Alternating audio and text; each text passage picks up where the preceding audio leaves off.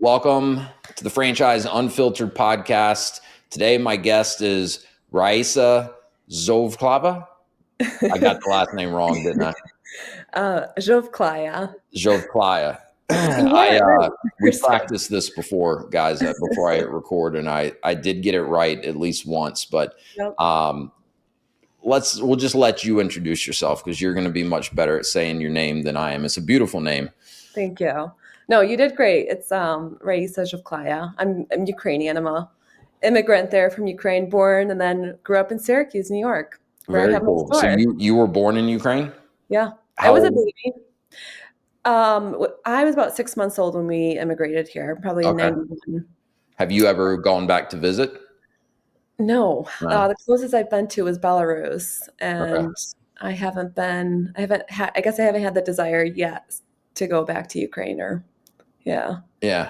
Yeah, because you don't have any sort of an accent or anything. So I No. wouldn't have guessed that you were born out of the States. But Yeah. so born and raised, or not born, but raised in Syracuse. Yeah, raised in Syracuse, and I do speak Ukrainian, and Okay. I did grow up going to Ukrainian classes on the weekends, Oh, um, cool. all my childhood.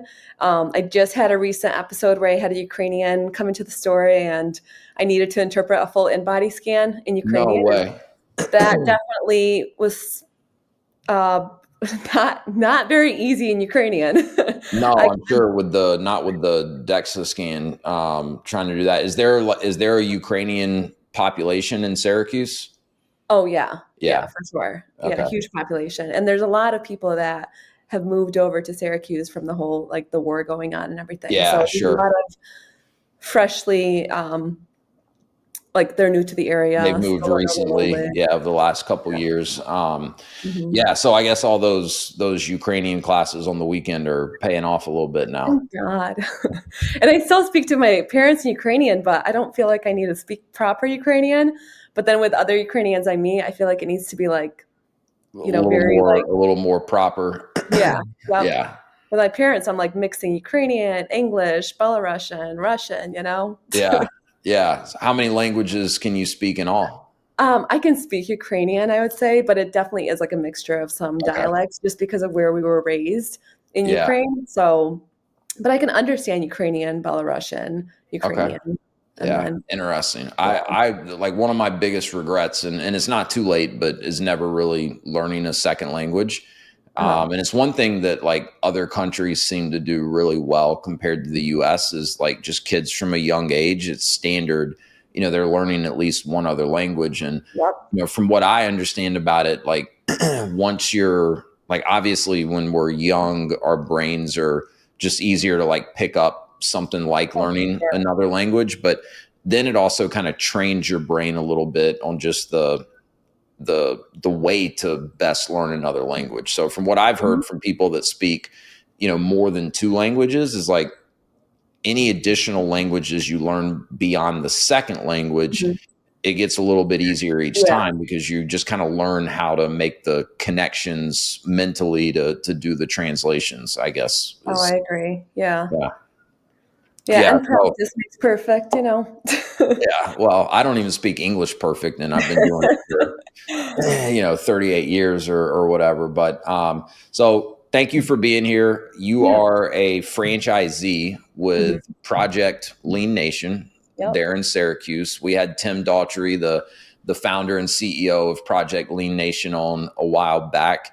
And Yep. ever since I got introduced to Tim and just the concept, I love the business.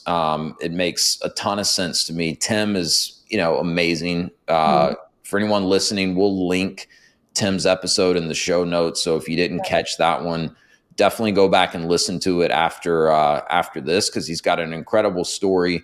But he's just one of these founders that's got like clearly so passionate about what he does, and like he's all in. And Yep. like I think that comes through, and we'll get into some of that today. But tell us a little bit of your story. How long have you been a franchisee, and how did it come about that you even started looking at a business like Project Lean Nation?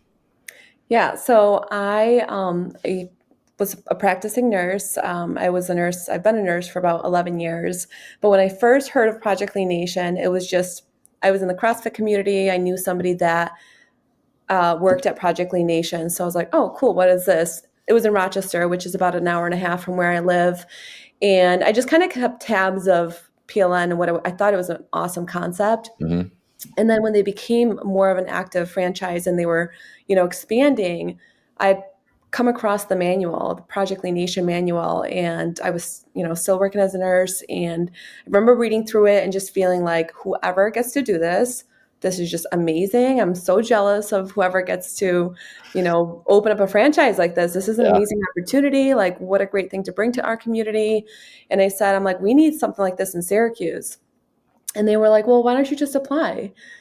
And I was like, well, I don't have the money, so let me just think on it. But I couldn't get the idea out of my mind. And I've always wanted to do something in the health and wellness field beyond nursing. Okay. And so, of course, I did do the application of, getting the first call, speaking with Tim, and I couldn't stop moving forward. It was just like, this is so right. I feel so much peace with, bringing this to Syracuse and quitting nursing. Like, it was just there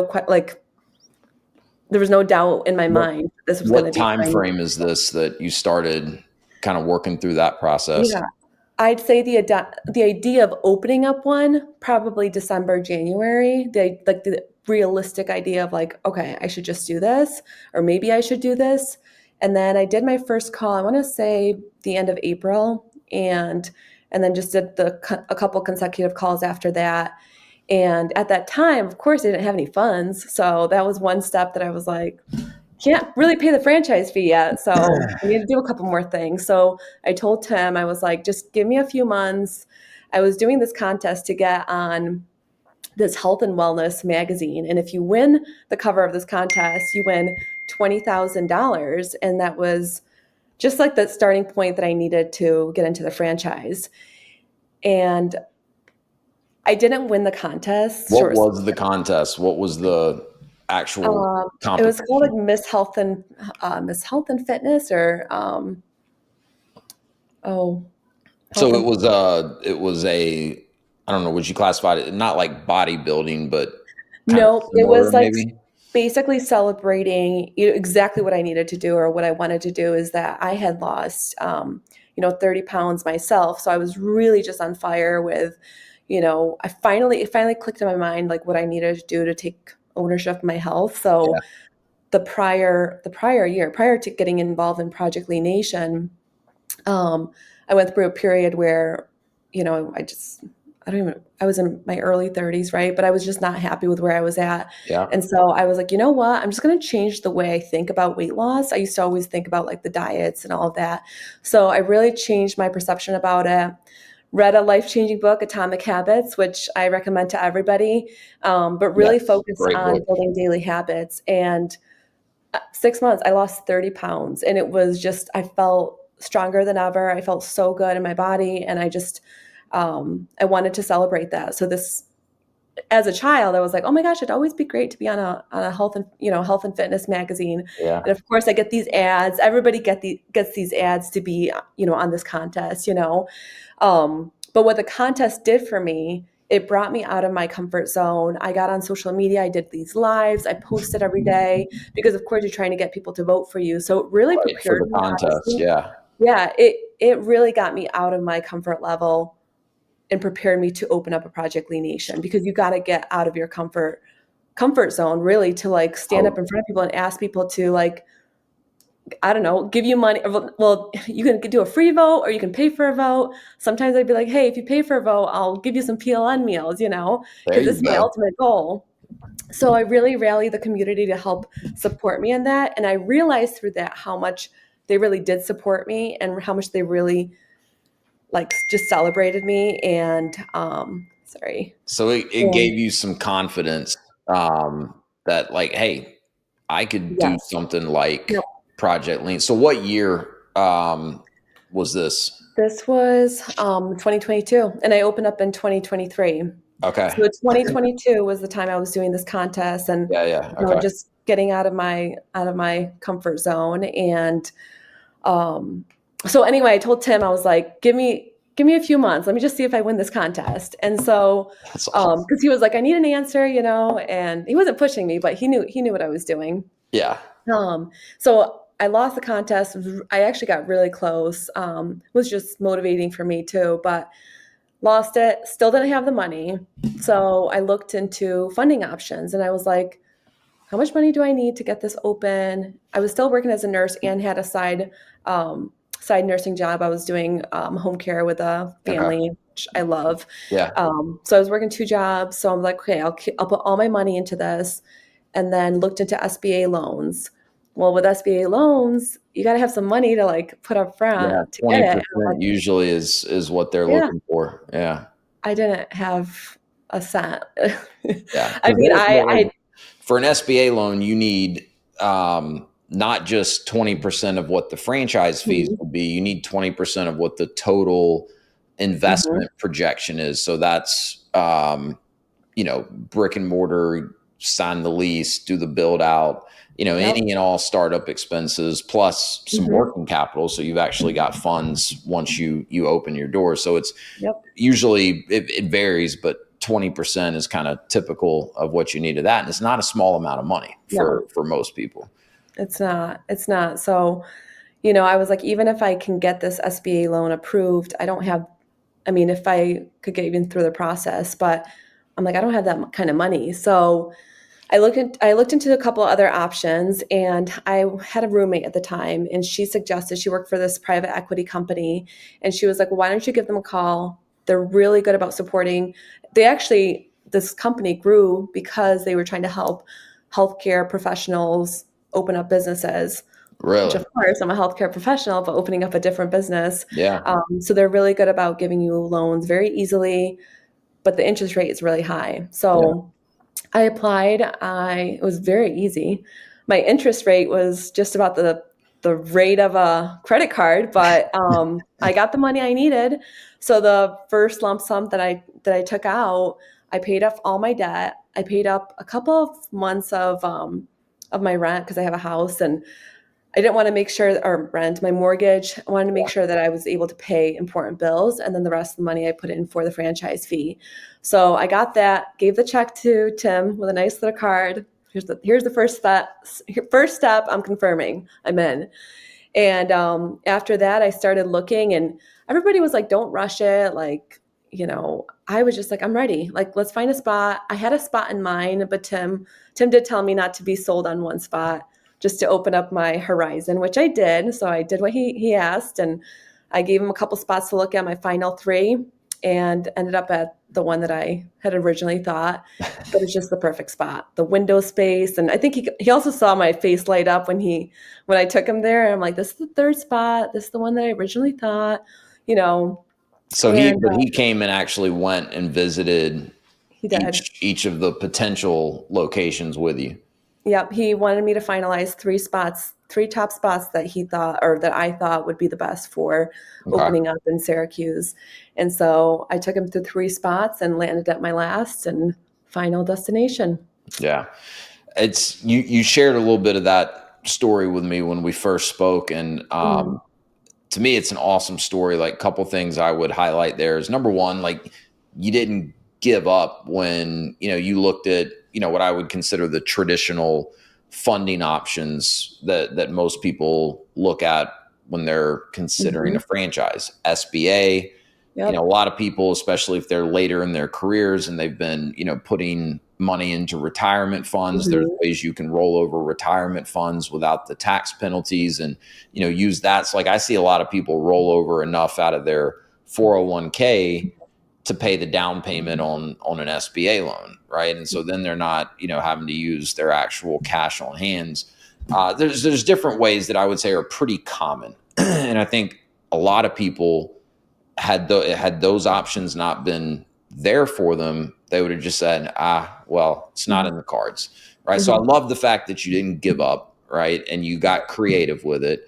And yeah, you had a high interest rate on this Mhm. loan, but it got you into business. And I Mhm. think, tell me if I'm wrong, but I think, and you're what, only a little over 2 years in business, but you've paid Mhm. off the loan. at this point, correct? All of the loans now. Yeah. All of Yeah. the loans, right? So Yeah. that's incredible, by the way. Mhm. Congratulations on that. Thanks. So that was Yeah. like a temporary, that high interest rate was a Mhm. temporary, but really necessary step that you had to do Yep. to get you in the game, right? Yep. And then to get you where you are now. The other thing that I really liked that you did was you had the foresight to pay off other debt that you had, Mhm. cover some of your just normal living expenses for a period of time. And then you could be kind of stress free to some Mhm. extent as you really focused on starting the business and getting it up and Yeah. running. Because I've seen a lot of people, I mean, hell, I've been there myself Mhm. with my wife and I,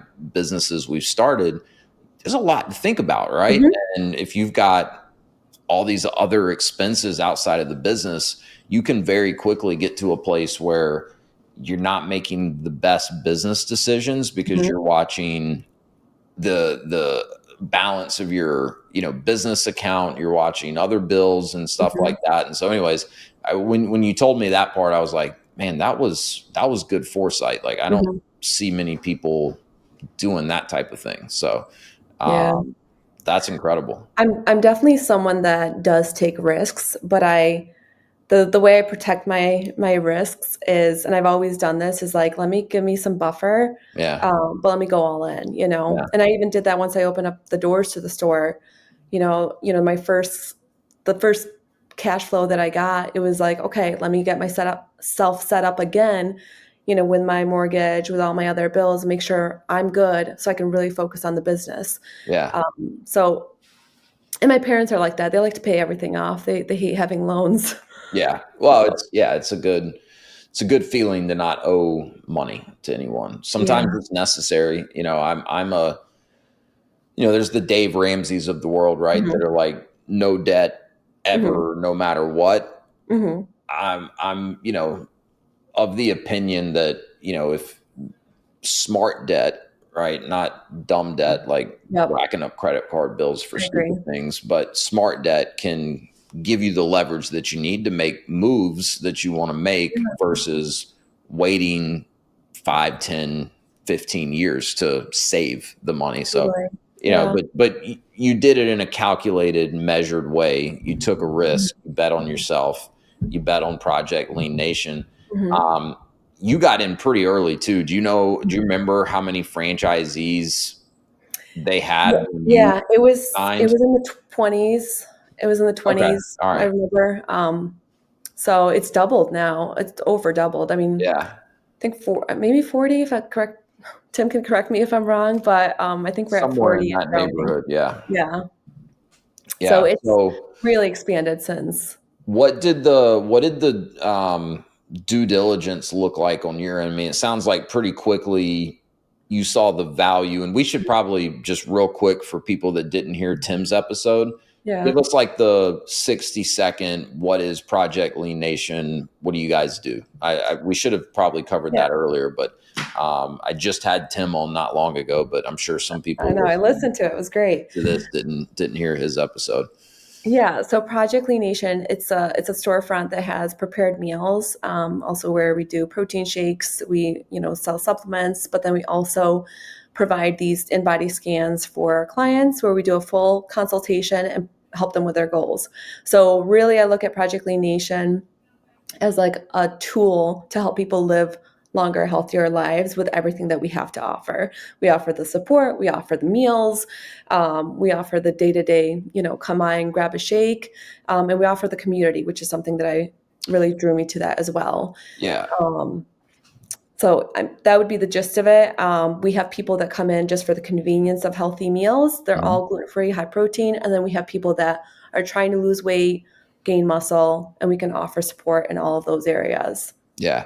We'll get right back to the episode in just a minute. But if you've been considering business ownership, if you're already a business owner looking to expand and you're curious about franchising, I'd love to connect with you, answer any initial questions that you have, talk about a specific franchise, and detail the exact process that I use and have taken hundreds of people through to help them understand franchise ownership, find the right franchise for them, and conduct the necessary due diligence. Click the link in the show notes if you'd like to schedule a free, no obligation strategy call. I look forward to talking with you. And now back to the episode. To me, it's very different compared to like some of the online options because of the community part and the support part, right? Like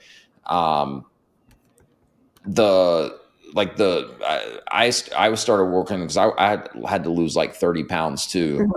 Started kind of that process at the beginning of 2023, and I hired a trainer, and it's an online trainer. We don't even I meet heard. in person, but it's Yep. nutrition and strength training. And so, Yep. because I had no clue, right? Mhm. But like having that person that could look at my exact situation and say, here's the number of calories you should shoot for per day. Here's the amount Yep. of protein, all of that. And then it's not a constant, right? So Mhm. like as time has gone on and I've made progress, like he's behind the scenes pulling the levers, right? Adjusting the targets. Yep. And so to me, that's what it sounds like, you guys are able to do for your clients. And that's totally Exactly. different than just like, oh, that meal looks good, that meal Mhm. looks good, and having it just sent to you with no guidance, no support, Mhm. and no community. So to me, that's massively different. It So is. it sounds like early on you were sold on like the business Mhm. itself, but what did the due diligence look like in terms of like, you understood kind of what the investment was going to look like, how much it would cost to get one of Oh, these up and running, yeah. but what type of diligence did you do into like, hey, how much money can I expect to make in this business, or can I even expect to make Oh, any money in it? Like, listen, what is it I like to be a franchisee? I went in like full blown passion and like blind to everything else. When I say Okay. like I truly mean that. And people ask me about finance all the time, and clearly like I can handle my finances. I can, I know Yeah. what to prioritize, I know what to do, but at the end of the day I remember telling Tim like how much I wanted to make. It's a low number now, but like what I told him, easy, but I was like, as long as I make this, as long as I can pay my bills, I'm fine. Because I really didn't care about that. Like I was just like, as long as I don't go broke, like I just want to like make sure I make a living and make a little bit more than what I made as a nurse. And so it's gone above and beyond that, and the thing Awesome. is, I think the passion is what led me. If I didn't have the passion, I was doing this for the money, I wouldn't make what I've made or made of this community if I was going in for the money. And the people that do that, it's hard to succeed in that because you really need to have a driving force for what you're actually doing. Yeah. What's been the hardest part of building your business since you started so far? Learning business, learning how to manage people. I've never been in a leadership position. Learning accounting, that would probably be the hardest. Yeah. Running the day-to-day store operation and dealing with clients, probably like my favorite part, learning people's stories, meeting all of them. The behind the scenes is where I've needed support, and I've gotten that support, but yeah, I lean on my mentors and the people that I've met along the way, and it's really opened up a whole new network of people to me, which I'm grateful for that. Yeah. Yeah, that's awesome. What does your team look like? How many people do you have on your team, and what are the different roles? Yeah, so I have one girl that she's in a higher leadership position at my store, and she's awesome. And then the rest of the staff, there's probably two more staff that help out with in-body scans. They're fully trained, do everything. And then a couple other people that are like part-timers and per diem help. My ultimate vision would be to have everybody fully trained, but at this point, it's everybody has different strengths and we use them where we need them. Yeah. So it's worked out well for that. But about 6 to 8 people on Can the. you explain for the listeners in case they're not familiar what the in-body scans Yeah, are? yeah, it's my favorite part. So it's a scanner that you stand on it. It looks like a scale, but then it's got these two little handles. Yeah. Bioimpedance scan is measuring as it's going through your body. It's gathering information that's giving you your hydration status, your muscle, your fat analysis in pounds. Gives you an overall strength level, your percent body fat, gives you recommendations on where you stand in the amount of body fat and lean body mass you have, like whether you need to lose some or gain some. And then it'll give you your basal metabolic rate, which is telling you how many calories your body is burning at rest. So we Okay. take all that information and we explain it to everybody, every part of it, so they understand it as well. And then we calculate calories that they should aim for based on their goals and their protein goal as well. We focus on those two numbers. Yeah. And we'll use the meals basically to plug and play, basically like, hey, do you want to use these for lunch, dinner, breakfast? Some people use them for every meal of the day. Those people do amazing, I gotta say. So Yeah, plug I on would think. Well, TLN. 'cause it's like I said with my trainer, it's calories and protein. Mhm. That's all we've ever Yep. really focused on. But Yep. he doesn't give me meal plans. Yeah. So I use like MyFitnessPal to track Yep. what I'm eating. And in the beginning, it was like, I mean, I was weighing everything by Mhm. the gram, to Mhm. try to. So it's actually so much easier if I am eating something that's out of a package where I can Yep. scan the barcode and it just pulls everything in, and you take kind of the guesswork out of it, or that extra step of having to like weigh your food, which is Mhm. also not all that practical, and Yep. in many cases it's not practical at all.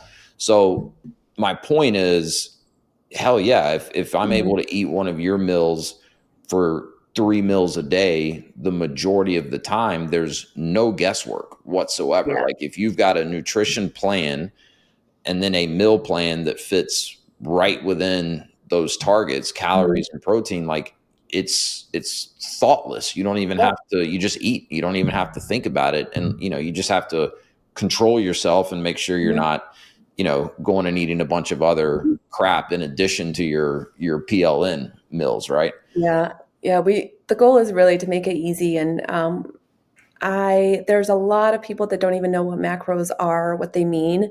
So to tell somebody to start weighing their food when they don't even know what the heck it's all about, Hmm. the meals really make it. I make it very simple. I'm Yeah. just like, hey, you've got this meal for lunch, this meal for dinner. You've got about 300 calories left, based on my training and what I've learned and I've tracked, for years. So I'm like, hey, I'll use my knowledge to give you that without having to weigh your food. So Yeah. that's what the educator role, like myself and all the girls right now at my store that sit down with clients, they share that knowledge with our clients. We make it very, very easy, and it's different for every client. So we're here Yeah. to make it simple when everybody's overwhelmed with the amount of options that are out there Yep. and the diets that are out there. Yeah, and So, it's sustainable, right? Because mhm. it's good food. You've Yeah. got varieties. You don't have to eat the Mhm. same meal every time. Because that's the problem, I think, with a Yeah. lot of the, you know, diets, or uh, just Yep. carnivore, keto. Like it's hard to sustain for most Yes. people. You may be able to do it in spurts, and you may get some results, but then you kind of go right back to where you were as soon Mhm. as you fall off of it. And I know that was key for me. Getting in Yeah. better shape was just figuring out a way to do it in a sustainable way where Mhm. it's lifestyle friendly. So when you said earlier that you have people on your team that are trained on the in body, Mhm. so those are the people that are sitting down, going over Mhm. the results with someone, explaining it to them, and then kind of making some Mhm. recommendations based on all of that. So do those people, do they have to have any prior certifications or training or schooling, or is it really just a matter of you and the PLN team train them on what they need to know? Ultimately, we train them on what they need to know, and they go through the full in-body training. But I will say each of them come with different backgrounds of experience. One's a personal trainer in the past, Okay. one's a nurse, one comes with a whole different health background. So they'll use those skills they've also have from their background, but they get all the training they need through PLN and through the in-body Okay. training. So someone that's got some experience and interest in, like, just say Mhm. overall health and wellness, but you don't Mhm. need someone that's like a actual nutritionist, or No, that has like gone to school and gotten a degree or something. Okay. no. And so then, like, what is your kind of just day to day look like for you? Like, where are you spending most of your time as the owner of the business? Yeah. So it's evolved since I've opened. Good. So when I first opened, I was there every single day, and then catching up on things through the night. I probably burnt myself out in a lot of ways, and didn't really take care of myself at all. People could probably tell on my face, between the weight gain and the inflammation and the stress and lack of sleep. Really, really struggled with that, at least probably like the first year and a half. Um, and as I got new staffing and trained them to where I needed them to be, and also delegated more and let some of the things that I was holding on so dearly on my plate and started trusting other people with it, I realized that that really not only helped me, but it made them better by Mm, them being like, okay, I can also respond to a message, with a client. Raisa doesn't need to do everything, or Raisa doesn't need to be here every day, because we can also take care of the store the way she needs the store to be taken care of. yeah. So from being there every single day to, I did have a period of time where I wasn't ready to let the store go, and I did. I let staff that was not where they needed to be in training, and that was partly my fault, but also some vetting processes that I had missed. And the store definitely did dip in business, so that's very important. You want to let your store go and run on its own, but you don't want to do it too early. So I did that, had a period of staffing turnover, and have a new set of staff, and also changing my ways of managing and how I get them set up. I'm at this point now where I'm usually there pretty much every weekend, and then 1 or 2 days during the week. And then when I'm at home, I'm able to, like, holy cow, work on the business in ways that I haven't had the freedom to do so. So I'm networking more. I'm focusing more on, just learning the parts of the business, how to grow it, um, working on myself, taking care of myself better, getting myself in a routine. I feel healthier in a lot of ways, mentally, physically, and then the business is growing and it's doing very well with the staff that I have. Yeah. That's awesome. And I mean, honestly, it sounds like a pretty typical arc that a Mhm. lot of business owners go through, which is work yourself to the bone in Mhm. that first year and a half. You're probably right there at the line, Mhm. flirting with burnout, and it's hard to Mhm. let go, right? It's Yeah. hard to start. Like when you've poured so much into, your business, it can be very difficult. Even if you feel good about the people that Mhm. you have, it's still hard. Like I was having this conversation earlier today with a guy that I helped get into a franchise business a couple Mhm. years ago, and they're kind of at this point where it's time to start letting go of some things, Yeah. and then when they do that, they'll be able to really start reaping some of the benefits they were looking for in the first place around some time freedom, some flexibility, and things like that. Yep. But we were just talking, like it's hard. Like it's been that way in our businesses, for us. But it Yeah. is necessary if you want to really scale the business. So Totally. I'm curious, now that you've got this space to kind of work on the business and Mhm. really look strategically at, hey, how can we keep growing Mhm. for this business specifically? Like, what are some of the things that you feel like you'll be able to do to help the business grow? Like, where is some of that opportunity that you see now that you're working on the business? I definitely like networking with other business owners and seeing Yeah. what they're also doing, sharing practices, and sharing strategies, because I don't have any business experience. You Yeah, mean there's a other PLN owners? yeah, PLN owners, but also local businesses in my own Okay. area. Yeah. So connecting with, right now there's this women's group, and it's not all business owners, but a lot of them are in management or business, um, you know, roles. And I've learned a lot from them, and they've also we've also been able to connect, collaborate really with other local businesses. One of the things that I've learned, or not learned, but have had more intention with, was before events would be like a check off. Like, let me do some events, get out in the community. Because once I open up the business, I mean, I think I sucked at the events. I was like, I'm just getting it done. I'm so stressed. I'm so worn out. I'm just doing this because I still need to do this. Right. But now I'm able to look at, like, pick and choose what events I need to get out into the community with. And then how Have can we more of a really strategy. make it a good event and get Yes. good value from it. Yeah. Yep. Yeah, totally. So I'm just able to have a little bit more of a thought process to it.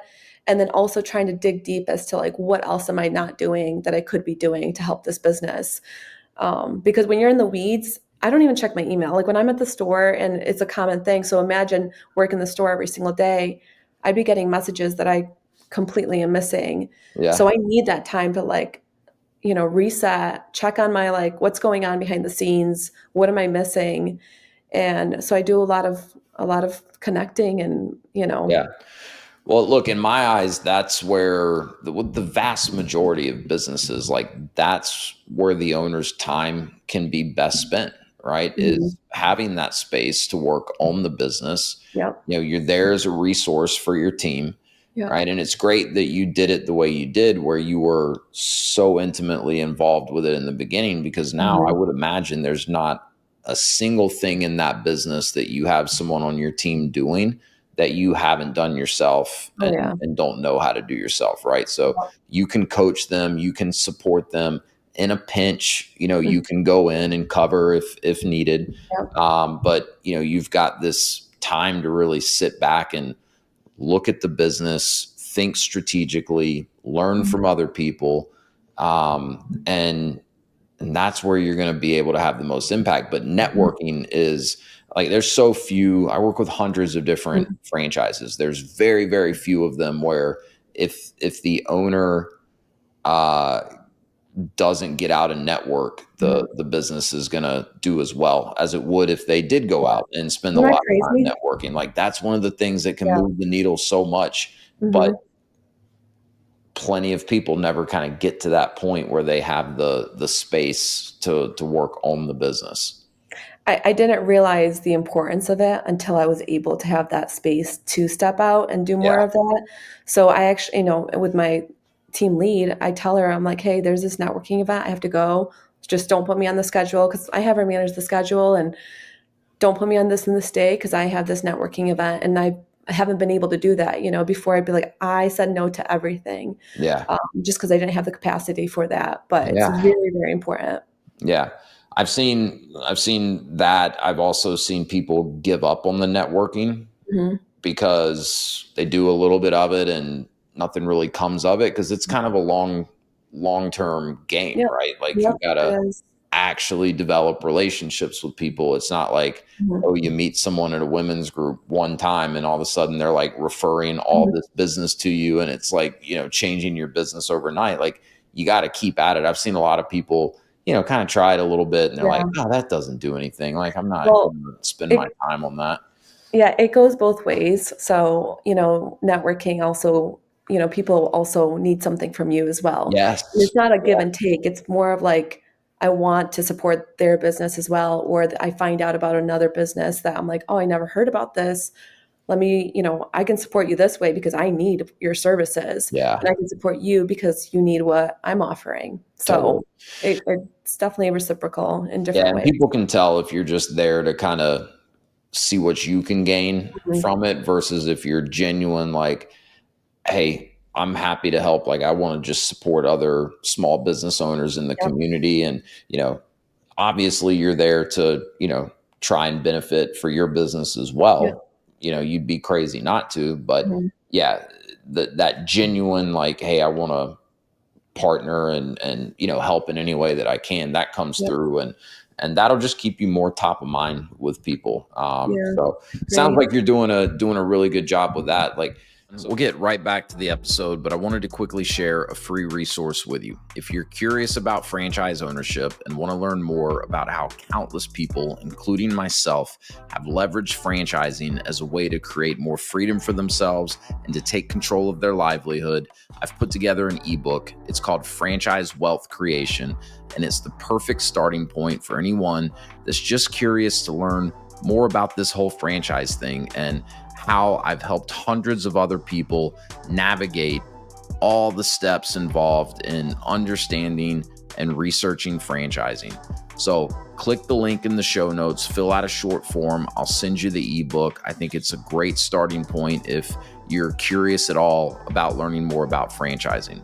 All right, let's get back to the episode. So go back to, pre PLN. Mhm. I mean, you were a nurse. I imagine the pandemic years were pretty stressful, being a nurse and with everything going on related to COVID and whatnot. Yeah. Um, how's your life different today than it was before you were a business owner? Yeah, my life is very different in a lot of different ways, like the day to day. My last job, it was a 9 to 5. Actually really enjoyed nursing, just in case anyone's thinking I hated it. Yeah. But I loved what I did. I worked as a stroke outreach coordinator, so I did have a Okay. really nice job, very flexible in the sense of I was able to take time off if I really needed it. But at the end of the day, it is a structured, Monday through Friday kind of job. And then I worked my side home care nursing job. I have way more creativity with my schedule. And as much as I was tied down to the job every single day in my first, year and a half, I'm able to pick and choose where I put my time. Yeah. And of course, I'm building this business for, like, it's benefiting me and a whole bunch of other people, but Sure. I'm the game changer in that. I can choose how I use my time, and if I want to let the gas off and not be at the store at all and not do anything, I can. Not that I would want to, but I have a lot of freedom in that. Yeah. A lot of stresses too, but a Well, that's the lot thing. more, a Yeah. lot What higher bills. are there things that are different now that are there things that you miss, maybe is the way to ask the question, things that you miss from, before you were a business owner? I suppose the stakes of certain decisions Yeah. can get a little scary sometimes. Yeah. I wonder. I know this sounds so morbid, but if something were to happen to me, I'm like, I'm not just. I mean, I'm a single woman, single owner. Um, Not that the business will just go to anybody, but I do worry about, like, what would happen if something ever happened to me where, working a day-to-day job, it's just me, myself, and I. Right. Yeah, Um, it's a lot of responsibility when you own a business. You got people that are relying on you for their livelihood. yeah, You and have for their all these jobs, customers that, look, worst case scenario, if your business went away, yeah, they probably wouldn't go hungry. Like, they'd still yeah, be able to go buy food at places, but, like, you know, your customers, your long-term customers have gotten very used to having, this good quality, clean food that helps yeah, them, hit their targets and live the type of lifestyle they want. Like, that would not be good for them if it yeah, wasn't an option any longer. I mean, it is. It's a lot of responsibility.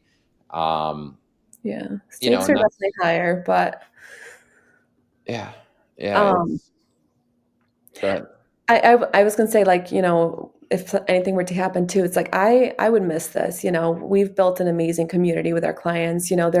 A lot of them have become friends, since opening up the store. So it's brought a lot of goodness and quality people into my life that, every person that walks through the door is another opportunity to meet somebody and get to Yeah. know them on a personal level.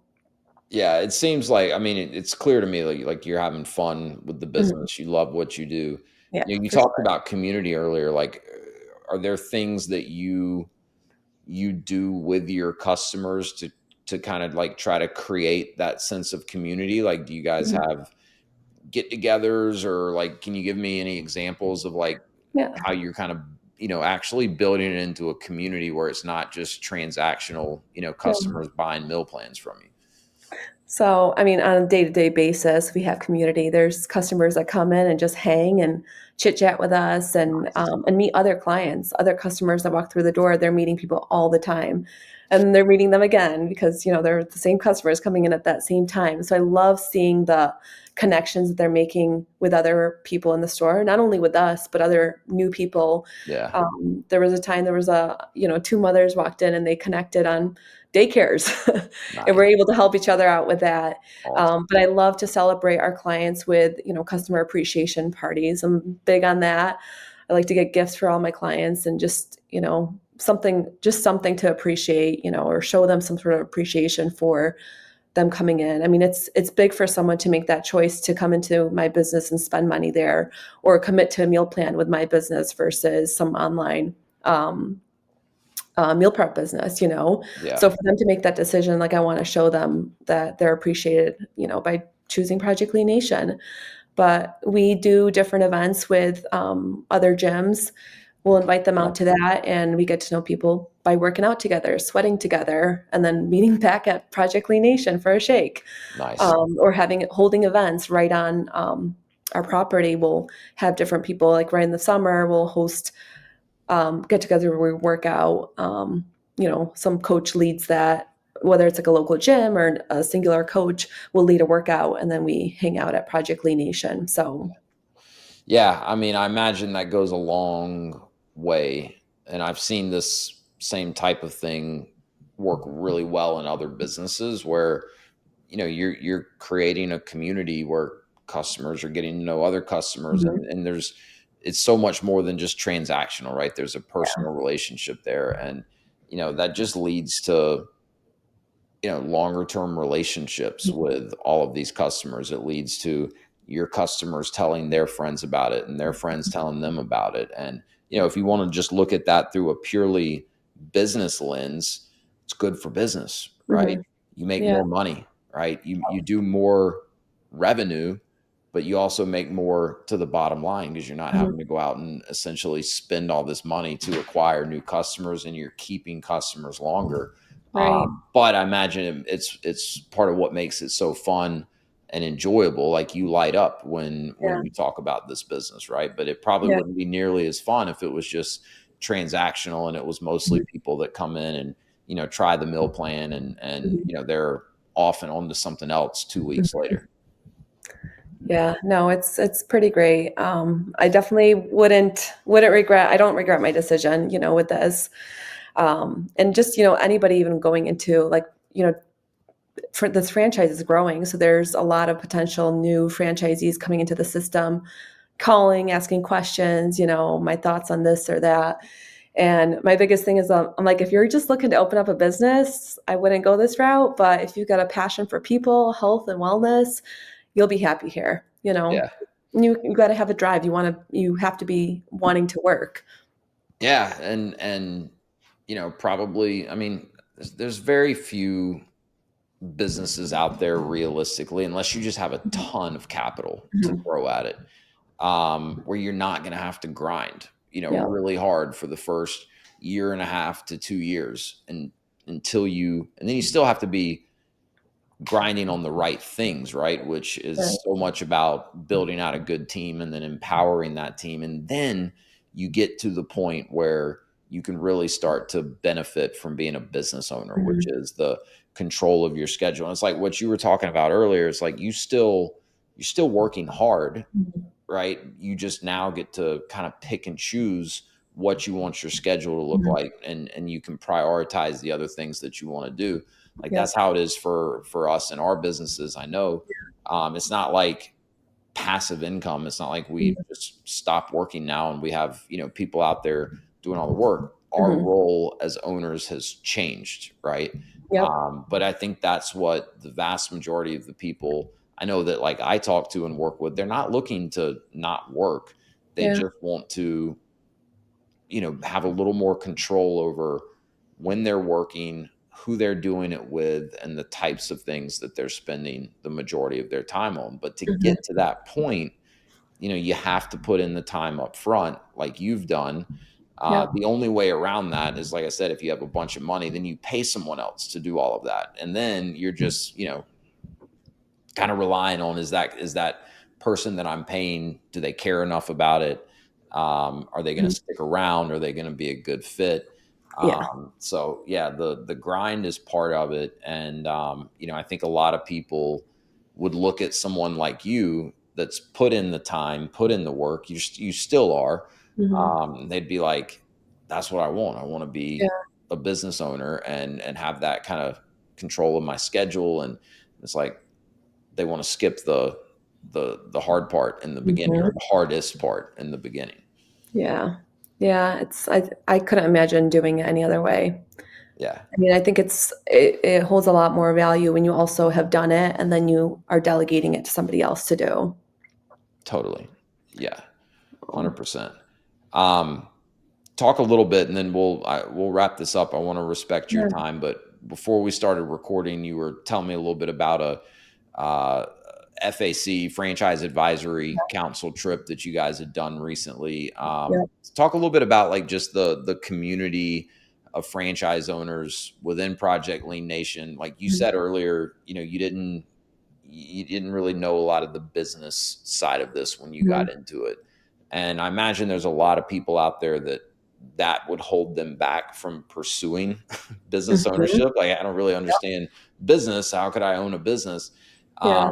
But it sounds like, the other franchisees, along with Tim, Mhm. have been pretty instrumental in helping you learn the business side of it and get comfortable with that. So just talk a little bit about like what that Totally. part of this has been like for you. Yeah, like I said, a lot of the beginning was led by like passion and like just like a child. Like I'm like, I don't even know what's ahead of me, but I'm just doing it. Yeah. And I went to Tim a lot of the time, like, what do I do next? What do you need?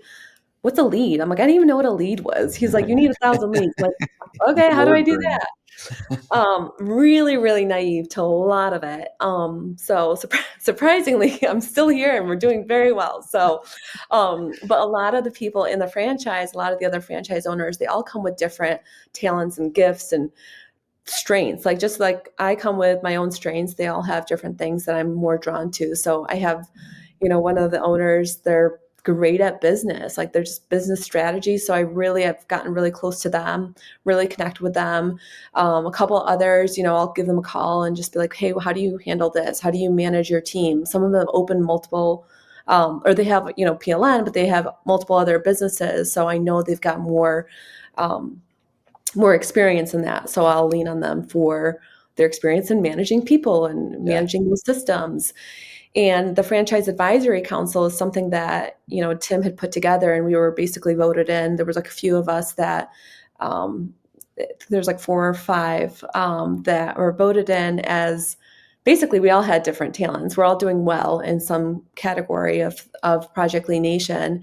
And we meet, every month and we discuss different things that we're working on or things that are need more attention from the franchise. And the franchise, on the other hand, is telling us what they're working on. And we're kind of like the bridge to they're behind the scenes in a sense now, and we're on the front line. So that has been awesome, both for growth within the franchise because they're learning a lot from us, we're learning from them, and you know, I don't know. I feel like the fact that they are so open to feedback Yeah. is key. It's, they're a newer franchise.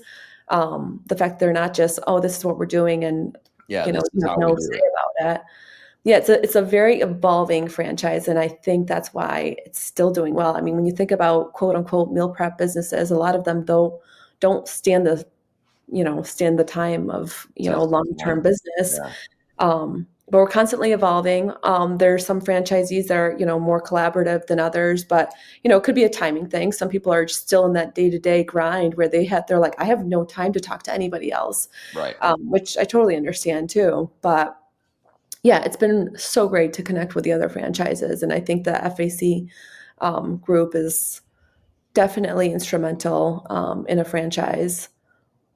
Yeah. It's key to, continuing to evolve, like you Yeah. said, is, no one person is going to be able to, um, you know, single-handedly grow and evolve the system the way that all of you that are out there running your own businesses can get together and collaborate and bring different ideas and different experiences and different strengths. And it's cool, for me from the outside looking in to see this fairly young brand like starting to evolve, like putting Mhm. together the FAC.